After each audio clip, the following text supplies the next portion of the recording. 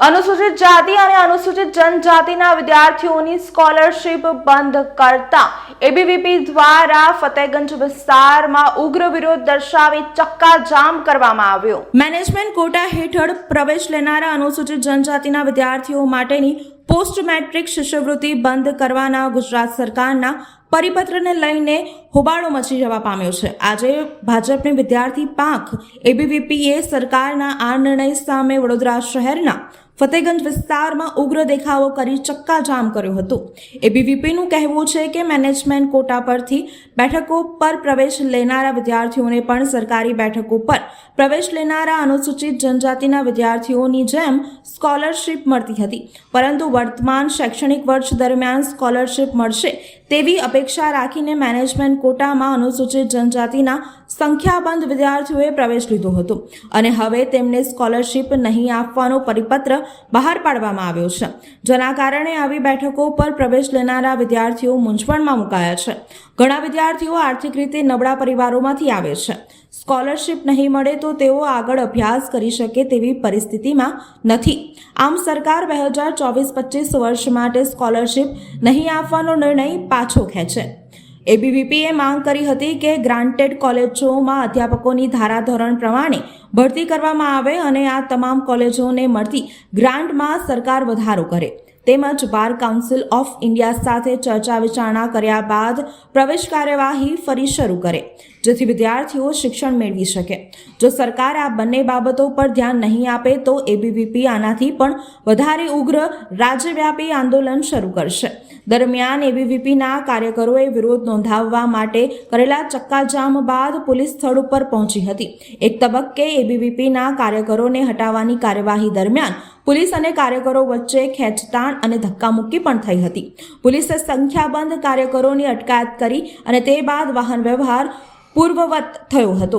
આજે અખિલ ભારતીય વિદ્યાર્થી પરિષદ દ્વારા મુખ્યત્વે બે વિષય પર આંદોલન કરવામાં આવ્યું છે। એ બે વિષયમાંથી પ્રથમ વિષય છે એસટીના જે વિદ્યાર્થીઓ છે તેમની શિષ્યવૃત્તિ જે અડધા વર્ષના એડમિશનથી બંધ કરી દેવામાં આવી છે, તેના માટે અમે વિરોધ કરીએ છીએ કે આજે અંતરિયાળ વિસ્તારમાં જે એસટીના વિદ્યાર્થીઓ ભણે, જેમના માતા પિતા 20,000-40,000 જેવી પણ વાર્ષિક ફી ભરી શકવાની ક્ષમતા ધરાવતા નથી, ત્યારે વિદ્યાર્થીઓ અભ્યાસથી વંચિત ન રહી જાય તે માટે અમારી માંગ એક જ છે કે માત્ર આ વર્ષ પૂરતું આ પરિપત્ર રદ કરવામાં આવે। આ ઉપરાંત જે રેગ્યુલર સીટ્સ છે, જે સીટ્સ વેકન્ટ સીટ જે વધે તેને મેનેજમેન્ટ કોટામાં ના ટ્રાન્સફર કરી દેવામાં આવે। અને બીજો મુદ્દો એ લો કોલેજની જે ગ્રાન્ટેડ લો કોલેજો છે ત્યાં એક ડિવિઝન પર બીસીઆઈના ધારાધોરણ મુજબ 4 પ્રાધ્યાપકોની ભરતી અનિવાર્ય છે।